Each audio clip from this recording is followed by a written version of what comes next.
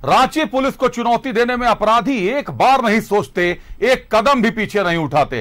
पहले तो दिन दहाड़े सारे रात जो है शिकायत मिलने के बाद एक्सट्रीम स्पोर्ट्स बार में गोलियां चलती हैं, कई राउंड गोलियां चलती है, एक व्यक्ति की संदीप प्रमाणिक की हत्या कर दी जाती है। उसके बाद कोतवाली में जमीन विवाद में दिन दहाड़े सारे आम फायरिंग होती है, घायल होते हैं कई लोगों पर केस हो जाता है। और आज एक बार फिर रांची पुलिस को बड़ी चुनौती मिल गई है। सारे शाम दिन दहाड़े लूट की वारदात को अंजाम दिया गया है। पंडरा इलाके की घटना बताई जा रही है। ज्वेलरी शॉप में लूटकांड को अंजाम दिया गया, बताया जा रहा 70 लाख से ऊपर की लूट है ये।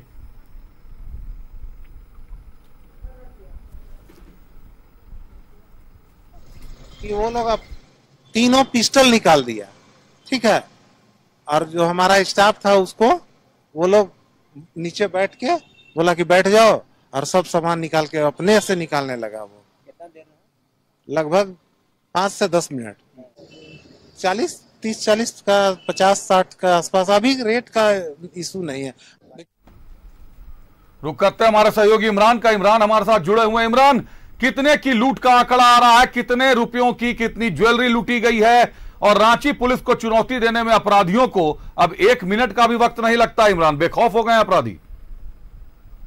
जिस तरह से पूरी लूट की वारदात को अंजाम दिया गया है, दिन दहाड़े हथियारबंद जो अपराधी थे वो हथियार लेकर के दुकान के अंदर में प्रवेश किए, और प्रवेश करने के बाद दुकान में रखे जो कीमती जेवरात और अन्य साजो सामान थे और नगद थे उसे लूट करके अपने साथ लेके चले गए। चूंकि दिन दहाड़े इसलिए भी कहा जा रहा क्योंकि दोपहर के तकरीबन ठीक 12:15 बजे इस लूटपाट की घटना को अंजाम दिया गया। अपराधी इतने चालाक थे कि दुकान में पहुंचते ही दुकानदार को पहले जो है वो अंगूठी दिखाने के नाम पर पहले ड्रॉवर को खुलवाया गया, और जैसे ही ड्रॉवर खोली गई उसके बाद हथियार से लहराते हुए अपराधियों ने सभी दुकानदार को नीचे बैठा दिया और दुकान में रखे जितने भी सोने चांदी के जेवरात थे, सोने चांदी थे, उसे अपने साथ लेकर के आए बैग में भरते हुए तकरीबन 10 मिनट के अंदर ही दुकान में साफ करते हुए सभी अपराधी फरार हो गए। हालांकि घटना के बाद सिटी एसपी, कोतवाली डीएसपी, सीसीआर एएसपी के साथ साथ सुखदेव नगर थाना प्रभारी, पंडरा थाना प्रभारी के साथ जो है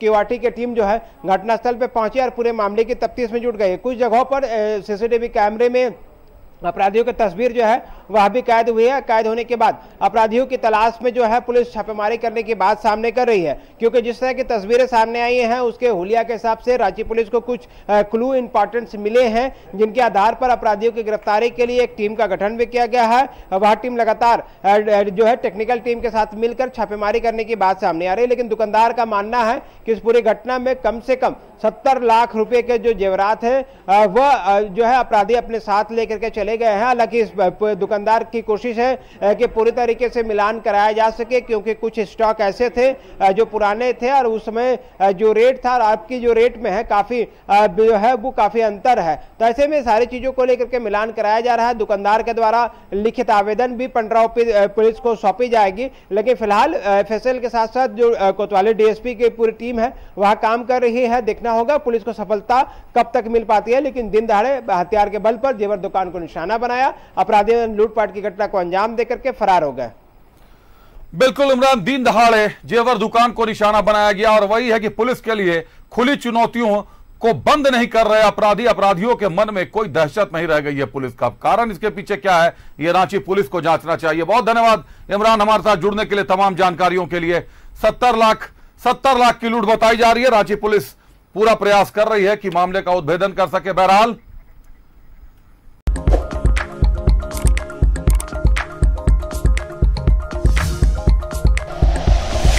like and share videos, subscribe करें हमारा चैनल और प्रेस करें बेल आइकॉन।